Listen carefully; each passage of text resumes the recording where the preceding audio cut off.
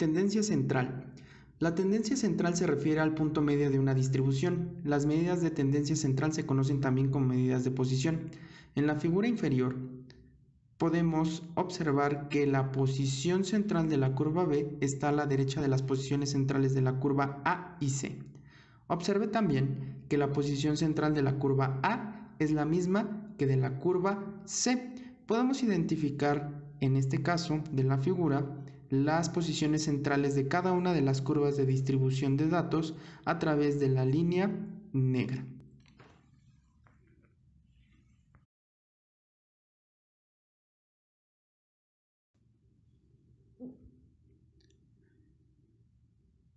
Dispersión.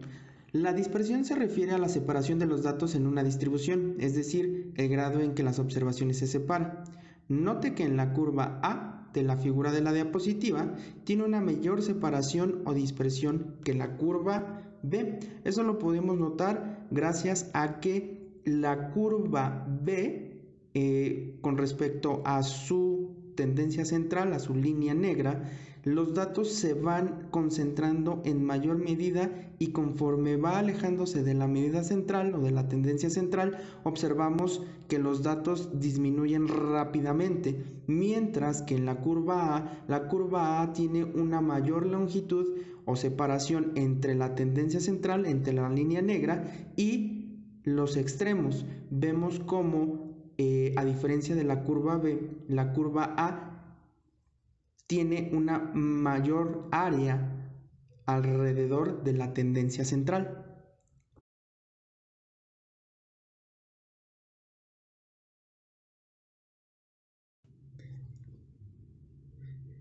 Existen otras dos características de los conjuntos de datos que proporcionan información útil: el sesgo y la kurtosis. Sesgo. Las curvas que representan los datos puntuales de un conjunto pueden ser simétricas o sesgadas. Las curvas simétricas tienen una forma tal que una línea vertical que pase por el punto más alto de la curva dividirá su área en dos partes iguales. Cada parte es una imagen de espejo de la otra, como se muestra en la figura izquierda, mientras que en la figura derecha tenemos las curvas A y B. Estas son curvas sesgadas. Están sesgadas porque los valores de su distribución de frecuencia se encuentran en el extremo inferior o en el superior de la escala de medición del eje horizontal. Estos valores no están igualmente distribuidos. La curva A está sesgada a la derecha o positivamente sesgada, debido a que va disminuyendo poco a poco hacia el extremo derecho de la escala. La curva B es exactamente opuesta. Está sesgada a la izquierda o negativamente sesgada, ya que disminuye poco a poco si la recorremos hacia el extremo inferior de la escala. Kurtosis. Cuando medimos la kurtosis de una distribución, estamos midiendo qué tan puntiaguda es la curva, como se muestra en la figura del lado derecho. Las curvas A y B difieren entre sí solo en que una tiene un pico más pronunciado que la otra. Tienen la misma posición central y la misma dispersión y ambas son simétricas. Los estadísticos dicen que tienen un grado diferente de kurtosis.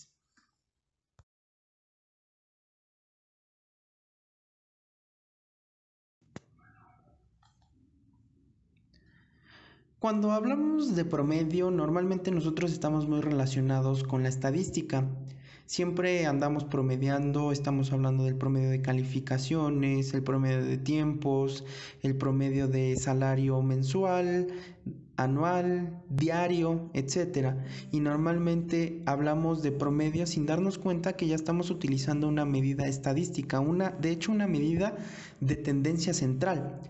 Nosotros en la estadística a esta medida de promedio se le va a llamar media aritmética. Existen dos formas, o más que formas, dos visiones de calcular la media aritmética. Como ya vimos, los datos se pueden separar en muestras, tomar una muestra de toda una población y a través de la muestra podemos hacer inferencias de las tendencias y comportamientos de esa población.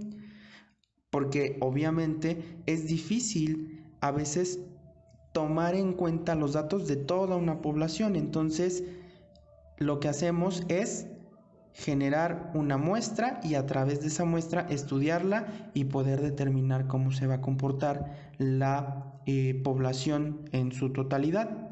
Del lado izquierdo nosotros tenemos cómo calcular la media aritmética poblacional. Y bueno, una de las cuestiones que vamos a identificar es que la media aritmética poblacional se va a identificar por la letra griega mu. El cálculo de la media aritmética poblacional es simplemente como nosotros sabemos calcular un promedio. Vamos a sumar todos los datos que nosotros encontremos para calcular el promedio y al final el resultado de esa suma la vamos a dividir entre el número de elementos que componen a nuestra población. Por otro lado tenemos la media aritmética muestral. Esta la vamos a aplicar cuando nuestros datos no sean la población total, sino sean una muestra de la población. Noten la diferencia entre la media aritmética poblacional y la media aritmética muestral. La media aritmética poblacional, como dijimos, se identifica por la letra griega mu. Y la media aritmética muestral se identifica por una X con una barra encima de esta. Realmente calcular la media aritmética poblacional o la media aritmética muestral es exactamente el mismo procedimiento, solo cambia la simbología.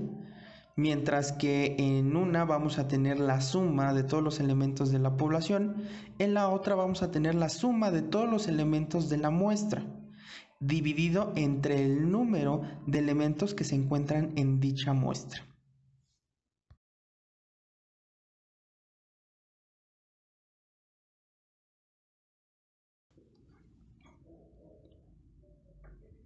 En el siguiente ejemplo se muestra cómo calcular una media aritmética a través de la fórmula. En este caso es una media aritmética poblacional. Los datos son referentes a la producción de cerveza en México del 2007 al 2016 en miles de millones de litros. Esto pues es anualmente. Entonces tenemos los datos, tenemos 8.1, 8.2, 8.2, 8, 8.5 y bueno, estos datos están ordenados conforme a los años. Esto quiere decir que en 2007 en México se produjo 8.1 miles de millones de litros anuales, mientras que en 2008 se produjeron 8.2, en 2009 8.2, de igual manera, en 2010 8 y así sucesivamente. Primero pues observamos que los datos están un poco desordenados o más bien están ordenados por la cuestión de los años de producción, pero no están ordenados ni de menor a mayor ni de mayor a menor. Bueno, en este caso para calcular la media aritmética poblacional, lo único que vamos a hacer es sumar cada uno de los valores de los elementos que conforman mi población y al final dividirlos entre el número de elementos que están. En este caso, pues bueno, tenemos la suma de 8.1 más 8.2 más 8.2 y así sucesivamente. Al final, el resultado de esa suma la vamos a dividir entre el número de elementos, que en este caso es 10, para obtener el promedio o media aritmética, que es de 8.7. Esto representa que en promedio México ha producido del 2007 al 2016 en miles de millones de litros 8.7. ¿Ok? Esa es la medida de tendencia central. Hemos identificado una posición central en la distribución de nuestros datos.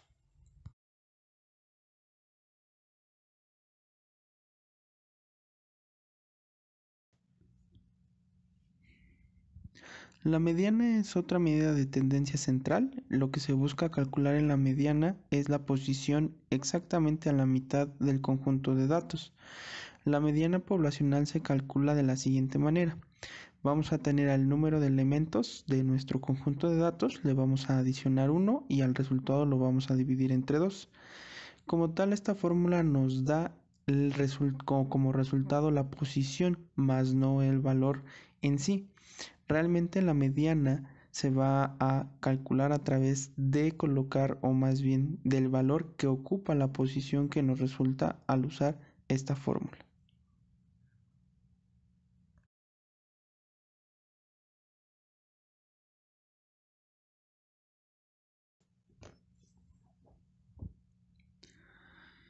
En esta diapositiva tenemos un ejemplo en donde se representa las ganancias de peso en libras durante 6 semanas de 2 corderos jóvenes de la misma raza que habían seguido la misma dieta.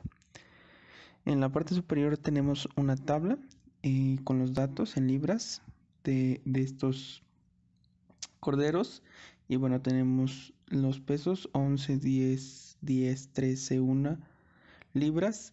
Observen que en la primera tabla no existen los datos ordenados, entonces para poder calcular la mediana lo primero que tenemos que hacer es ordenar los datos de menor a mayor o de forma ascendente.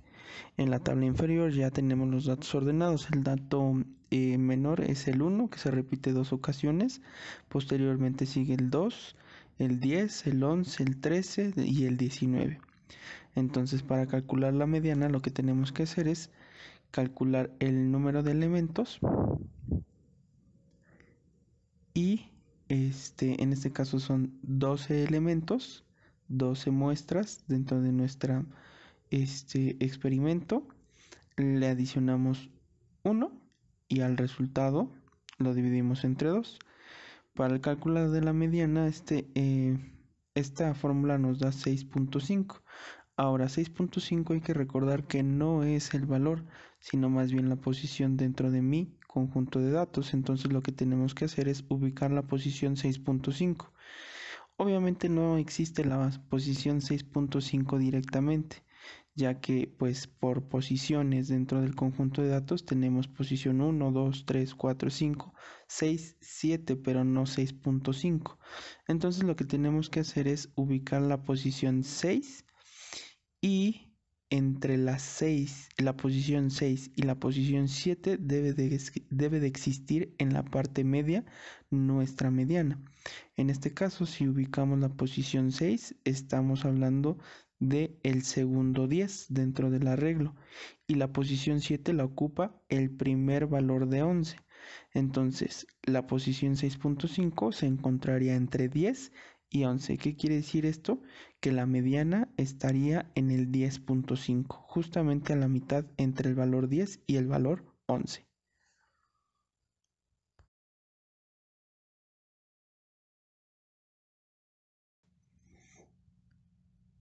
Otra medida de tendencia central es la moda. La moda determina la cantidad que tiene mayor ocurrencia dentro de una población o muestra. Esta no es frecuentemente utilizada, ya que en ocasiones el conjunto de datos no puede tener una moda o puede ser multimodal, lo cual nos ayuda en mucho. Esta medida de tendencia central es muy poco usada, sin embargo, pues bueno, es importante conocerla.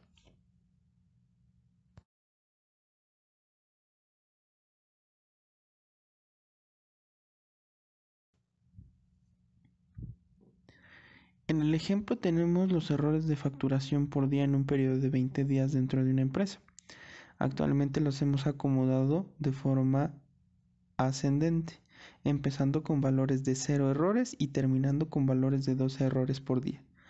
Para encontrar la moda, lo único que se tiene que hacer es buscar los valores que más se repiten dentro del conjunto de datos. Este conjunto de datos es multimodal, ya que tiene más de un valor numérico de moda. Si nosotros identificamos los dos valores de moda, serían el 1 y el 4. Quiere decir que dentro de mi conjunto de datos, los valores que más se repiten en errores de facturación por día son 1 y 4.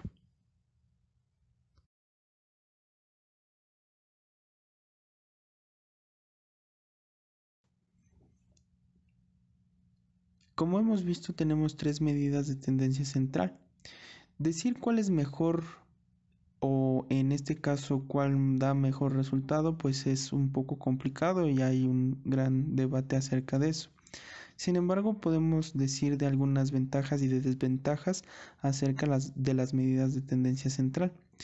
La media es una medida que frecuentemente se usa dentro de las investigaciones, sin embargo tiene una gran desventaja y es que es sensible a datos alejados de mi distribución. Estos datos muchas veces se pueden identificar o pueden inclusive tomarse como erróneos, ya que se desvían demasiado de las muestras que llegan a alterar nuestra medición o nuestra medida de tendencia central. La mediana es más resistente en estos casos, sin embargo, pues no es muy utilizada dentro de lo que es la investigación científica.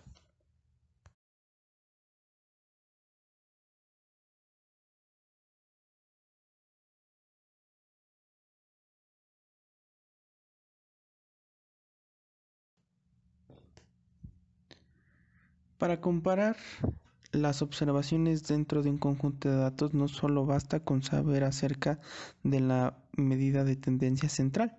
Podemos tener dos distribuciones de datos diferentes con la misma media para ambos casos. Como lo vemos en la figura, tenemos un conjunto de datos distribuidos o graficados en la línea número 1 y otro conjunto de datos en la línea número 2.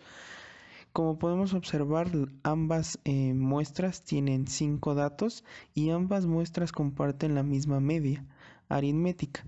Sin embargo, como podemos observar, los datos en la línea 1 están más dispersos. ¿Qué quiere decir esto? Que están más alejados unos de otros, mientras que en la línea 2 se concentran mejor alrededor de nuestra media aritmética.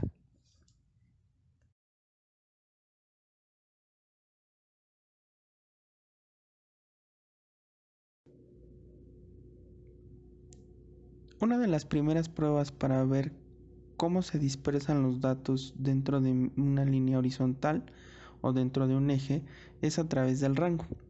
El rango lo que mide es la distancia que existe entre el punto mínimo y el punto máximo. En este caso, para calcular el rango, lo único que se tiene que hacer es tomar el punto máximo dentro de mi conjunto de datos y restarlo con el punto mínimo de conjunto de datos. Esto nos dará como resultado el rango.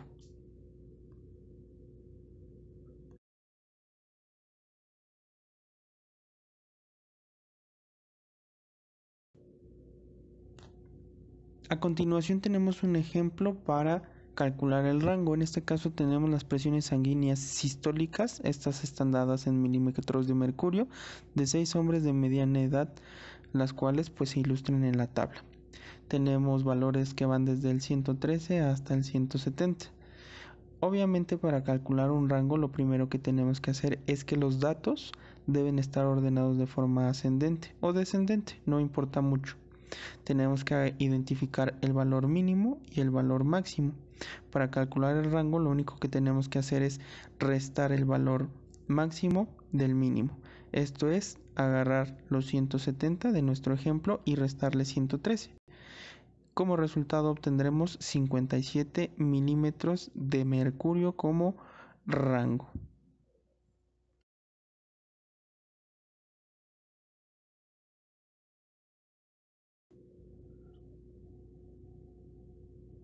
A continuación tenemos otro cálculo de lo que es una dispersión dentro del conjunto de datos. De hecho, es una de las medidas de dispersión más utilizadas dentro de la estadística, la cual conoceremos con el nombre de varianza. Para el cálculo de la varianza tenemos dos formas de calcular dependiendo de nuestro conjunto de datos. Si el conjunto de datos se refiere a una muestra, entonces utilizaremos una fórmula en donde la diferencia será que vamos a tomar el número de elementos de la muestra y a ese número de elementos le vamos a restar 1. Mientras que podemos calcular la varianza poblacional, en donde tomaremos el total de elementos que está representado por n. Del lado izquierdo tenemos la fórmula para calcular una varianza menstrual y del lado derecho tenemos la fórmula para calcular una varianza poblacional. Lo que calcula realmente la varianza es la dispersión o distancia que existe de cada uno de los puntos con respecto a la media.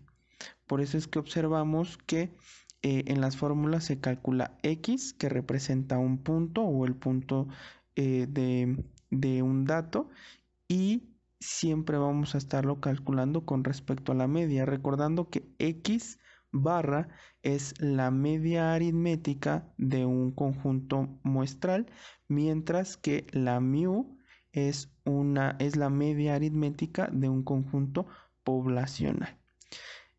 Hablar de varianza, si ustedes observan, el resultado es S cuadrada y sigma cuadrada para la varianza muestral y la varianza poblacional respectivamente.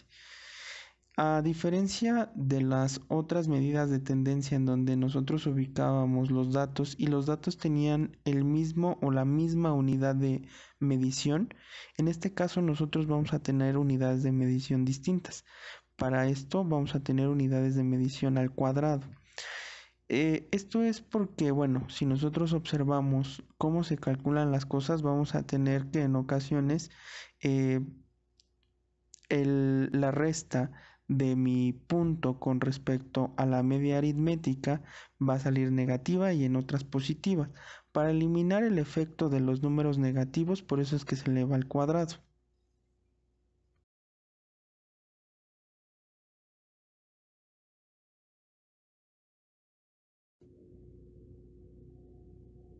La desviación estándar corrige el error de la varianza. En este caso, la desviación estándar me va a regresar a las unidades que son originales de mi conjunto de datos. Para realizar esto, lo único que tenemos que hacer es sacar la raíz cuadrada a nuestra varianza, ya sea muestral o poblacional. En este caso, pues, para sacar la raíz cuadrada, no importa mucho cuál sea mi desviación estándar, si se refiere a una muestral o a una poblacional, como lo observamos en ambas fórmulas, tanto del lado izquierdo como del lado derecho. Y realmente este es uno de los medidas de dispersión que también vamos a estar utilizando constantemente. De hecho, normalmente en todo lo que son las experimentaciones en el ámbito médico se realizan con respecto a la desviación estándar. En ocasiones también encontraremos que la desviación estándar la llamarán como desviación típica.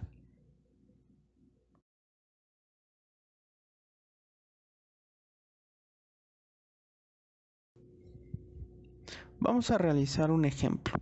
En este caso tenemos un experimento sobre crisantemos. Un botánico midió el alargamiento del tallo en milímetros durante 7 días de 5 plantas que crecían en el mismo banco del invernadero.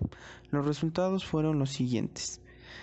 Para esto tenemos los resultados de 76, 72, 65, 70 y 82.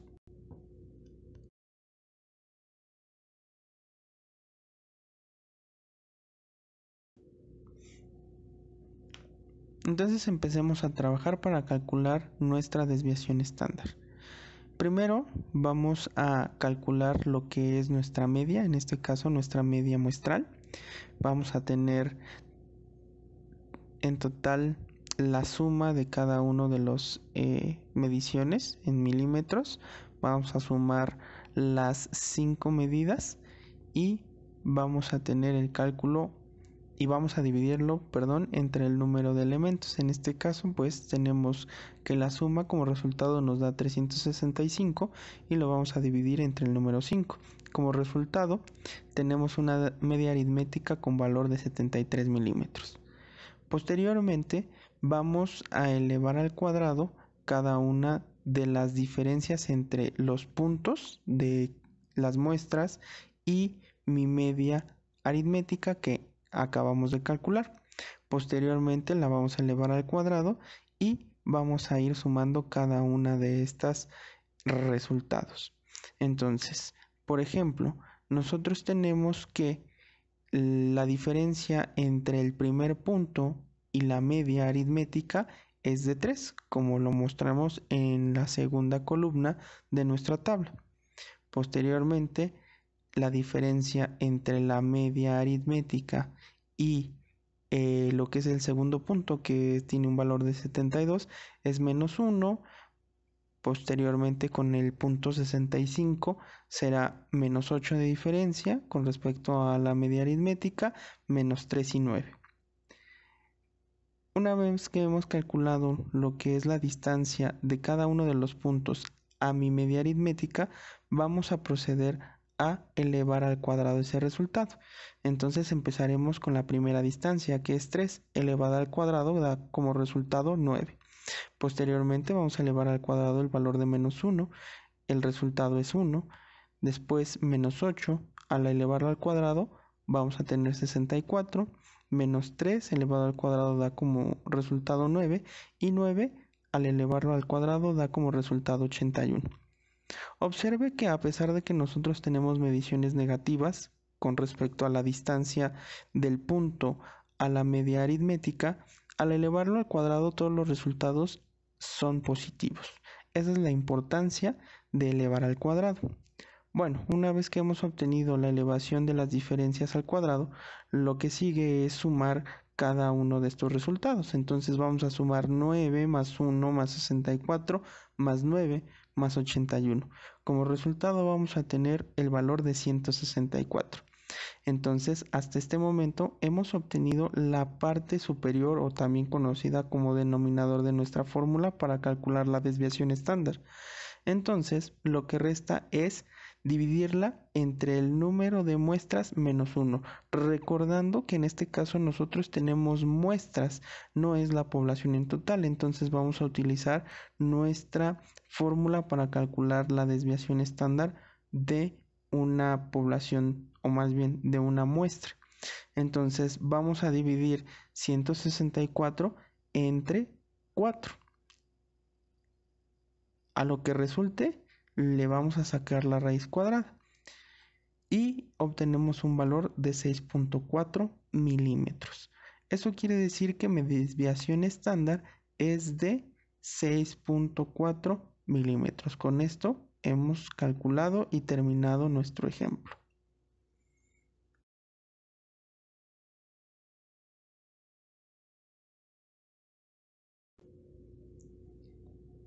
Otra forma de catalogar al conjunto de datos es a través del cálculo de sus cuartiles e el intervalo intercuartílico.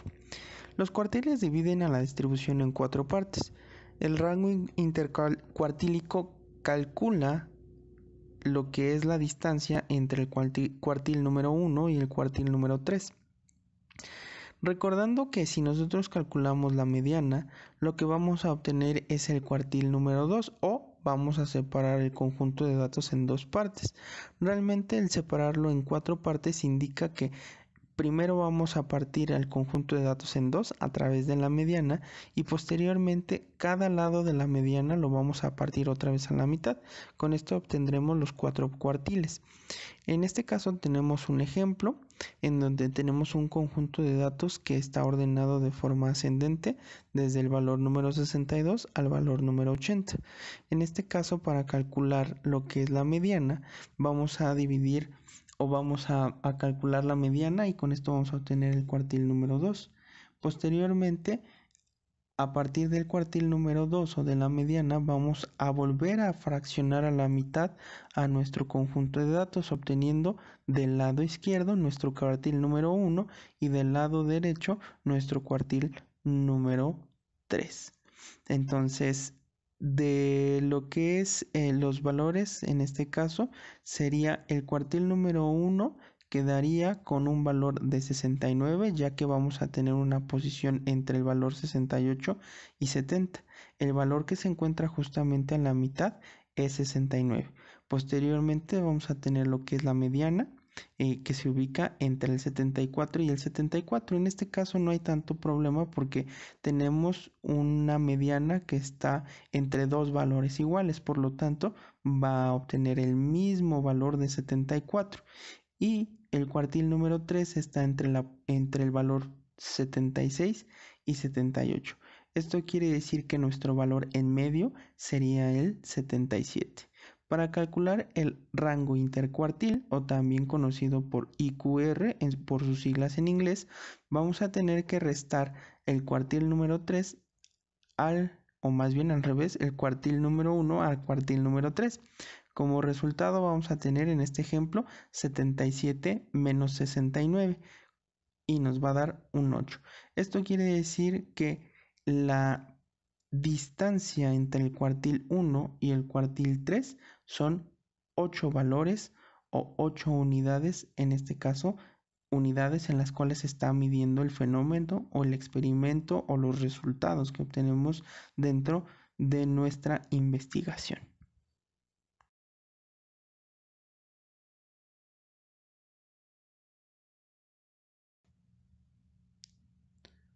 Una de las herramientas visuales que nos permiten entender un poco mejor los datos la conocemos como diagrama de cajas.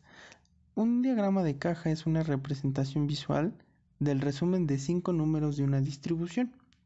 Estos son el mínimo, el máximo, la mediana y los cuartiles, en este caso Q1 y Q3. Para trazar un diagrama de caja, lo que tenemos que hacer primero es dibujar una línea horizontal en donde la vamos a graduar con el conjunto o con los valores que pueden tomar nuestros datos. Vamos a tomar como referencia el mínimo y vamos a tener como referencia el máximo. Siguiendo con nuestro ejemplo anterior, nosotros teníamos los datos que iban desde el valor 62 al 80. Entonces, en la figura nosotros hemos trazado una línea graduada que va desde el valor 60 hasta el valor 85. Dentro de esta línea vamos a dibujar dos líneas verticales en las cuales vamos a identificar el mínimo y el máximo. Posteriormente, después de haber calculado los cuartiles 1 y 3, vamos también a dibujar las líneas verticales que identifiquen al cuartil número 1 y al cuartil número 3 dentro de mi eje horizontal. Y también vamos a dibujar una línea vertical en donde se nos identifiquemos la mediana. Para terminar nuestro diagrama de caja, lo que vamos a hacer es unir por medio de líneas horizontales nuestro cuartil 1 a nuestro cuartil 3 y vamos a trazar a la mitad de las líneas verticales que hemos trazado, líneas que nos lleven del mínimo al cuartil 1 y del máximo o del cuartil 3 al máximo. Con esto hemos terminado de dibujar nuestra diagrama de caja. Realmente, ¿qué es lo que observamos cuando trazamos un diagrama de caja? Pues es muy simple. Primero vemos cómo es que los datos se están distribuyendo dentro de nuestro cómo es que los datos se comportan dentro del conjunto de datos. ¿Qué quiere decir esto? Por ejemplo, nosotros tenemos que en este conjunto de datos vemos cómo la mediana se aproxima más hacia el máximo, está más cerca del máximo, pero está más alejada del mínimo. También observamos que en cuanto a distancias, el cuartil número 1 está más alejado de la mediana que el cuartil número 3. La distancia que existen en los datos de la mediana al cuartil 3 es más corta que la mediana al cuartil 1. Aquí ya podemos meter el término de dispersión. Esto quiere decir que nuestros datos están menos dispersos en el tercer cuartil y más dispersos en el primer cuartil.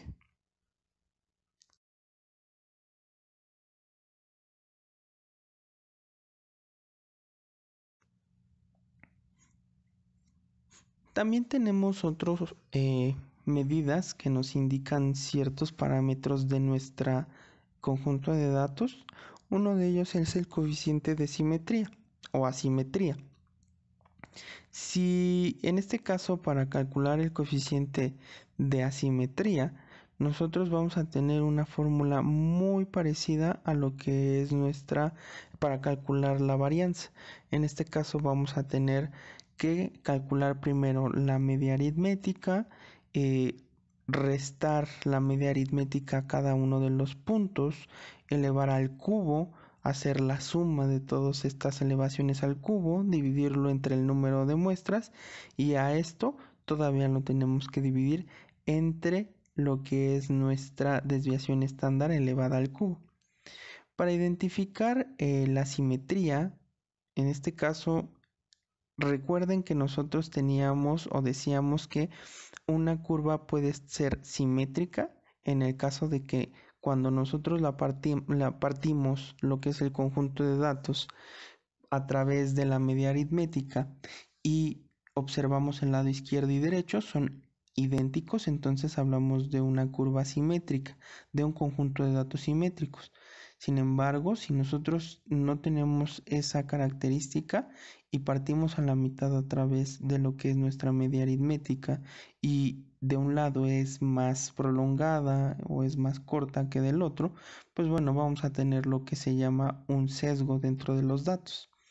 Este coeficiente de asimetría nos da este comportamiento de los datos. Si el coeficiente está cerca de 0, esto quiere decir que la distribución es simétrica. Si es superior a 0, entonces es sesgada a la derecha o sesgada positivamente. Y si es inferior a 0, o sea, si es negativo el resultado, entonces el conjunto de datos es sesgado a la izquierda o también lo conocemos como un sesgo negativo.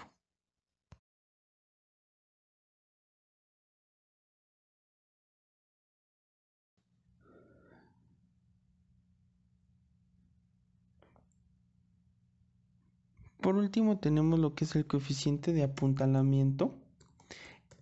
Este me indica qué tan puntiaguda es el conjunto de datos. Puntiagudo es un término un poco coloquial. Realmente lo que tratamos de observar es qué tan compactos son los datos alrededor de nuestra media aritmética. Esto quiere decir que vamos a tener un conjunto de datos menos disperso si está muy apuntalada o más disperso si nosotros tenemos un nivel de apuntalamiento menor. Tenemos para calcular nuestra fórmula es muy parecida al coeficiente de asimetría, nada más que en este caso los resultados van a ser elevados a la cuarta potencia.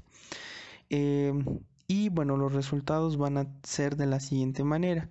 Si el coeficiente de apuntalamiento es mucho mayor que 3, entonces tenemos una curva apuntada o apuntalada, también conocida como leptocúrtica. Si el coeficiente de apuntalamiento es aproximadamente 3, entonces vamos a tener una curva normal o también conocida como mesocúrtica. Y si el coeficiente de apuntalamiento es mucho menor que 3, entonces vamos a tener una curva menos apuntalada o también conocida como platicúrtica.